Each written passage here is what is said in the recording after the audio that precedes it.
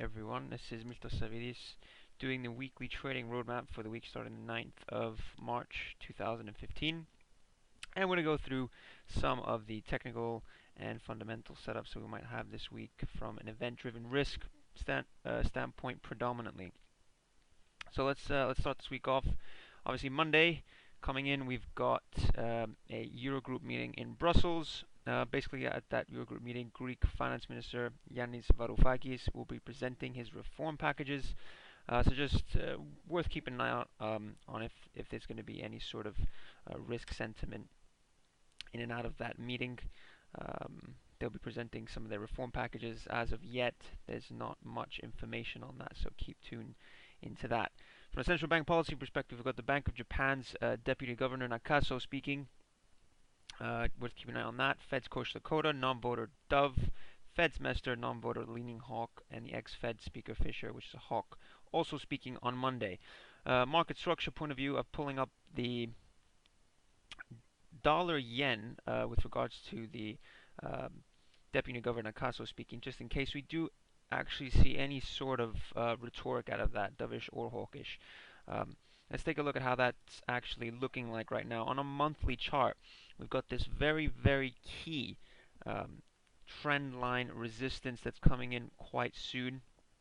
And if I zoom in a little bit further, you can see we're just broken out of a double inside month. So at the minute, we've had 2 months within a larger month, so a lot of coiling, a lot of consolidation, and a lot of energy in this market. So if we do start lifting to the upside as we are right now, and we start breaking especially above that high you can see up in here, well, that's where you should be expecting a confirmed flag, and this could actually start moving with aggression. That does kind of coincide and fit in with the whole dollar strength picture at the minute, so worth keeping an eye on this. If we do actually start seeing some moves above this area, maybe we might start witnessing some of these types of moves, these very aggressive dollar yen moves, and these are risk on flows, so it does usually drive the Nikkei very much to the upside, and we've seen it drive also the S&P. The S&P's been kind of weaker as of late, so I wouldn't know if that correlation is still in place as it was before, but worth keeping an eye on. Looking at the Euro Stoxx 50 and the futures market as it stands right now, so we've broken into this sort of value area that we've seen was built between 2005 and 2008.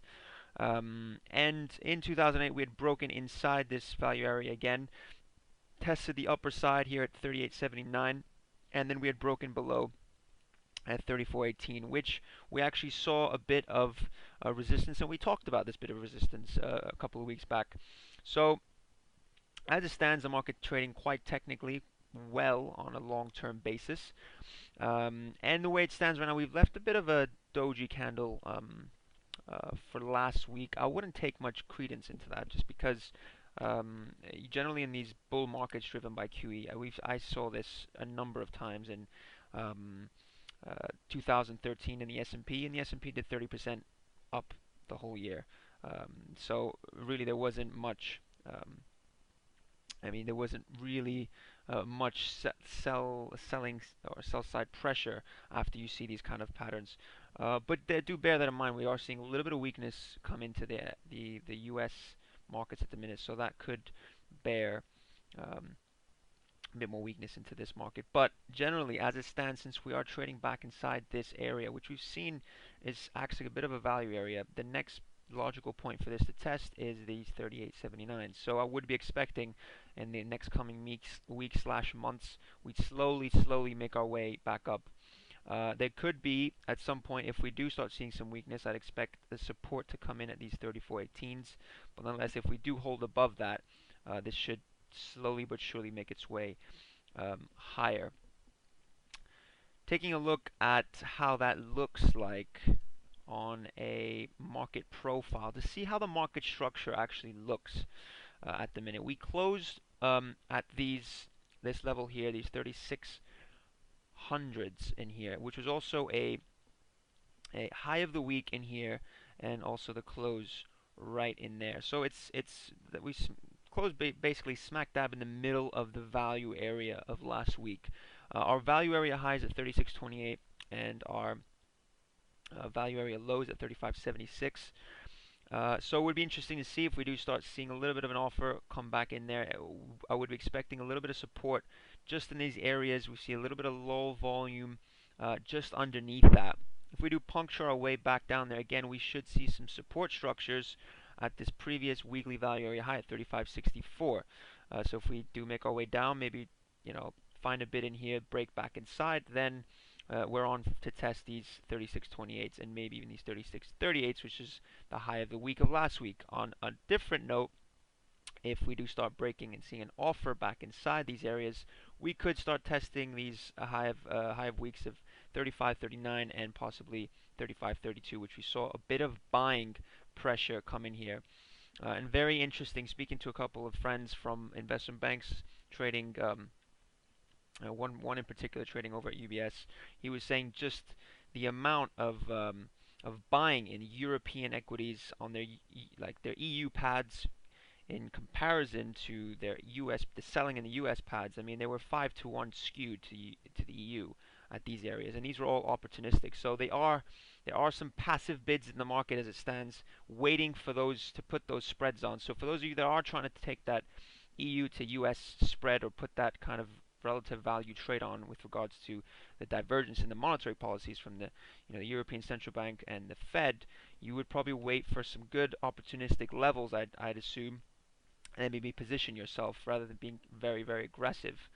So just something to keep an eye on, just something to keep note of going forward. The Bund, I think, has a very, very interesting structure in general. This is the futures.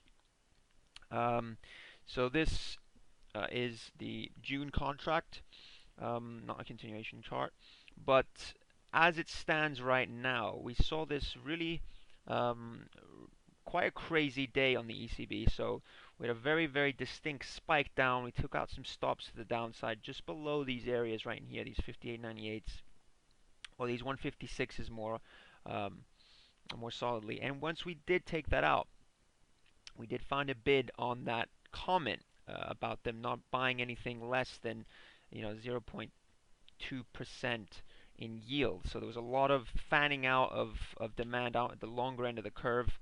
We did see a very aggressive bid in the Boxel, in the Bund. But what was interesting on Friday, we saw a very weak close, and the market just basically moved a lot lower. Granted, we saw the non-farm payrolls numbers, and there was a lot of weakness in the treasuries. So that could have been driving this, and would have been driving this quite aggressively to the downside. But as it stands, this market's kind of left quite a bearish candle as it stands, and it is an inside day. So I would expect, as it stands, we could see some volatility, a break on either side of this this candle. What's interesting to take a look at, if we take a look at the structure, the market structure and a market profile standpoint, the key points that I'd be looking at is the value area low of last week at 156.36 and the value area high of last week at 156.94. This is obviously, I've actually scrunched this up. This is I'm showing TPOs for every 2 ticks, not 1 tick, because there's quite a wide range last week, so I've just scrunched that up a little bit. So it'd be interesting to see. We've closed actually quite a bit lower. I think that's in the 24 area, 25. Right in here. So if we do start opening in this area and we can actually find a bid above this or get back inside this value area, well, there'll be quite a bit of scope for this to slowly rotate to the downside. Now, mind you, we do have a very, very sharp, I'd say, almost like a very long sword of a buying tail in here. So you don't really want to be very, very aggressive. I'd say the way this would pan out, if it does start moving to the downside, you'd want to more likely see a bit of value and bulking out of this area. So a bit of volume and value area building in this area. Once we start seeing that the market's actually showing intention to trade and find value here, then maybe we could make our move to the downside. I very, very rarely see a market just aggressively move against a buying or a selling tail. Very, very rarely. In fact, I can't even think of the last time I saw something like that. Only on very big fundamental news you'd see something. But even then, the market showing its structure. So you should not fight that. So if it is giving you difficulties, if this market feels like it's, wants to move lower, but it's not exactly going, maybe it's not the right um, time to be hitting into the lows, or aggressively going short. Maybe position yourself a bit more, or wait for that structure to build. That's quite important. Now, I've talked to this quite in depth now from the bearish side, but of course, given the way this is structured, again, if we do break back inside these 36s and then find a bid, build a bit of structure in here, we could test these 94s very easily. That seems also a very likely scenario. We build a bit of structure, maybe build another couple of inside days before we find um, a big buyer or seller that wants to push this thing on either side. But that's yet to be seen. So let's just stick to what we can see right now and trade that. What's interesting is to note what this market actually looks like on a yield perspective. I covered this. I've been covering this for a couple of weeks now. I also looked at this on Twitter. Been tweeting out a few of these little setups, and we had this false break in yield to the downside in here, and we were looking for this to target the upper side around 40 basis points, which we did, and we basically blipped through that area. What's interesting is we actually closed around that area right now, and it's going to be interesting how we react in and around this. If you take a look at this structure, actually, this, for me, looks like an inverse head and shoulders. Obviously, it doesn't have one head. It has basically a double bottom sort of head at the bottom, so an inverse head and shoulders. So this is your left shoulder. This whole thing would be your right shoulder, and then this right here would be, this would be your head, and this right here would be your right shoulder. So left shoulder, head, right shoulder. That obviously would be completely nullified if we did take this out to the downside in yield. But your neckline, what you would probably be looking at, even though you'd be drawing it from this point to that point, it'd be slightly slanted. I'd probably look more at this 43 basis point mark, where you've seen a couple of swing lows in here and in here, close just in there, and that was actually our high in yield on the ECB day. So if we do start lifting in yield above these areas, I'd be quite keen to see the reaction. I think that this would be quite a possibly a very, very aggressive move to the upside, back into these value areas where we were trading around the announcement of QE. QE was announced in these areas, just in here, just to make that very clear. And if we were to reach our target, it would come in around 50 basis points, so just short of that area. So just keep that in mind. I mean, it's obviously not a very mature structure yet. We're getting there, but mind you, if we do start getting to these levels again, keep your yield chart up, and keep your eye on that just in case we do see that, because it's not very apparent on the futures chart. What is also interesting, and I've been noting this also quite a bit, the 5-year inflation swap rate. What's interesting, I just wanted to pull this up real quick to show you where we are actually trading right now. This is a weekly chart. Unfortunately, I don't get this on an intraday basis. So what I do get is just the closes after the day. So what you won't be seeing is the highs and lows that were made, but more the closes. We've actually traded above this area, which is very key swing area. These 1.7389. But we actually closed just around that area. What's interesting is we've actually had a very, very rapid move up in inflation expectations. And as you can see, going back, this market has shown a great deal of correlation. This is the correlation to the German Bund, 10-year Bund yield. You've seen there's quite a bit of correlation, which is something we obviously would be expecting. Now, we haven't actually, in my opinion, seen a requisite move, or a move that actually depicts or moves in correlation with what we've seen right now in the inflation swap rate. So if we do actually see something equivalent to what we've seen here, I think the Bund should have some further space to the downside. Now, I don't want to be coming into a week, and I never like coming into any week or month with a bearish bias, but just bear that in mind. Keep that in the back of your head. possibly if this starts even moving even higher, maybe the Bund has to do a bit of catch up, and we could see a move, quite explosive, to the downside. So just bear that in mind. So Tuesday, we've got the Chinese CPI year-on-year expected at 1%. From central bank policy perspective, we've got the ECB's Tnote, which is a leaning hawk. On Wednesday, we've got UK industrial production and manufacturing production. And as always, the US DOE crude oil inventories. From a central bank policy perspective, we've got the Royal Bank of New Zealand, RBNZ, rate decision and monetary policy statement. So what's interesting is in January, the central bank actually backed away from its hawkish posture, which was displayed in December, and it actually said that it was expecting borrowing costs to stay on hold for some time, and conspicuously noting that the future adjustments can take either up or down moves. So at the minute, we're kind of pricing in around 4% probability of a rate cut, not much at all. And if we do actually see any further dovish rhetoric, maybe that percentage will have to increase down the line. I haven't looked, across the curve on that, but it's interesting to see how we're structured now in the New Zealand, the Kiwi at the minute. New Zealand dollar at the minute feeling a little bit bearish. There's a little bit of sell side pressure, and this sell side pressure has come back with a bit of a vengeance.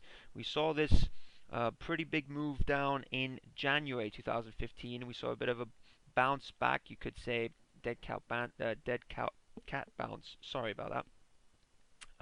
But we've basically just destroyed all this work we've done over the whole month of February, in pretty much 2 days. So at the minute, the structure of this Kiwi is actually feeling quite bearish anyway.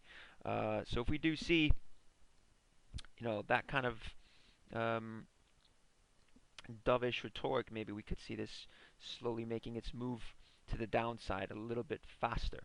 So looking at Thursday, sorry, before I go to Thursday, just quickly, before I forget, this is the WTI crude oil market.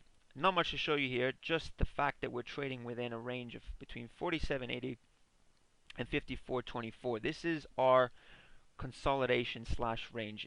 Let's not make it more complicated than it is. At the minute, we are trading in this area. If we do see offers below here, I would expect it to be quite aggressive, and likewise to the upside. Whatever the case is, we've built in a lot of energy in this little area right now, and the market's been showing, within the context of what it's been doing, it's been just rapidly moving, very volatile movements to the downside over the past 4 to 5, 6 months. And what's important is to see that we've done a lot of volume in this very tight range. When I say tight range, from 48 to 54 bucks is not quite tight historically, but on the same note, given the context, relatively, this is quite tight. So if we do see breaks on either side, possibly if we get some further oversupply fears, we could see that offer, or possibly any sort of comments from OPEC showing some signs of maybe a cut in production, then we might see a very rapid rally. But definitely something to keep your eye on. Again, and these kind of structures can be very good especially if you're trading on a day time frame. Quite useful to trade those quick successive moves. On Thursday, we've got Australian employment quite early in the morning, I think around 1 o'clock in the morning, with German CPI final reading, US initial jobless claims, and the biggest, I think, print of the week on a data point perspective is the US retail sales, expected at 0.5% month on month. Taking a look really quick at the Aussie dollar before I take a look at one of the US markets. This market, and this is a weekly chart. If you put this up on a monthly chart, this is actually a right shoulder of a larger head and shoulders pattern. We covered this about a month ago, and I haven't brought this up recently, but it is continuing, and the market still has that bit of a bearish sentiment, and it's setting up at the minute quite bearishly again. So as it stands right now, we're a bit of a flag formation. If we start breaking below here, offering below here, we could see that bit of continuation to the downside. We haven't actually seen a proper flag yet since we've broken that. So a bit of buying pressure in here, but that was outdone super quickly. At the minute, we've coiled a little bit, so if we do start seeing an offer below here, I'd expect um, quite a bit of sell side pressure. Contrary to that, if we false break that or maybe start breaking above these areas, we might start getting a little bit of short covering. That could come down. Obviously, your employment numbers will be quite important on that. So looking at the US 10-year note, this is quite a distinctive chart if you take a look at it. It's going to be quite important. This market moves very aggressively on retail sales, and I think this is going to be quite important coming into that latter end of the week. If you take a look here, we've seen a very rapid succession higher in yield since the beginning of February. The market's shown, signs of positioning. This market's starting to position its way higher in yield and lower in price. And as it stands, we broke this bit of a trend line resistance, and we've seen, a reaction in price. The price moved really rapidly to the downside. Obviously, it came in line with our NFP, which came out. This is a daily chart, by the way, of the yield. But what we're looking at now is levels of resistance in yield. So this is, I've seen going back quite a bit of resistance slash support in yield. So this 2.308 yield level, we could see a bit of resistance just in there. And if we don't actually see anything there, I would expect around these 2.402% yield level, around that area, in that that little area in there, we could see a good bit of resistance in there. So just mind you, even though we're moving quite aggressively to the downside in price, if we do get to these yield levels, we could see a bit of reaction as we've seen in the past. So just be wary. Even if you're trading the Bunds, if this market does get to those areas, there could be some decent buying opportunities. Okay, so Friday to close off, we got US PPI core expected at 0.1% month on month. Canadian employment data. So just quickly taking a look at the CAD market for you guys. Sorry, just a second. At the minute, you can see we're kind of flagging, and this, just to be very clear, this is the dollar CAD, not the CAD dollar. I can't seem to get this up, the CAD dollar on Reuters, but this would be trading around, 0.79 or 78 or something on the inverse. But at the minute, if you take a look at the dollar CAD, we're currently breaking this bit of a flag formation, and we've already closed on a daily chart above this area. Now the confirmation of this flag would be if we take this 127.97 level out. So if we do start seeing a bid above these areas, we could see a continuation. And this market, as you can see just right in here, it does like its flags, and when it does break, it continues quite nicely. So given that backdrop, that could be a nice little opportunity. So looking at our risk and money management plan for the week, Monday we've got 5 event-driven risks. Relevance about medium, nothing really on the high scale, but I would have put possibly 20% risk allocation on that. Tuesday, 2 with a low relevance, 15%. Wednesday, we've got 4 with a high relevance, obviously the RBNZ. On Wednesday, putting about 25% risk capital on that. Thursday, 4 also high, so I'm giving that also about 25%, and then Friday 15% risk allocation.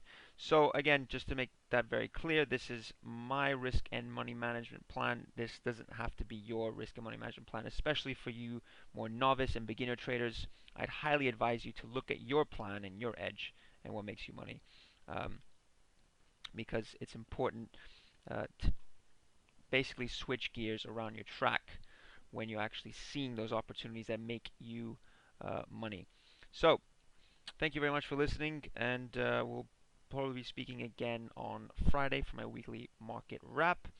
Good luck trading this week, and I hope you guys smash it. Take care.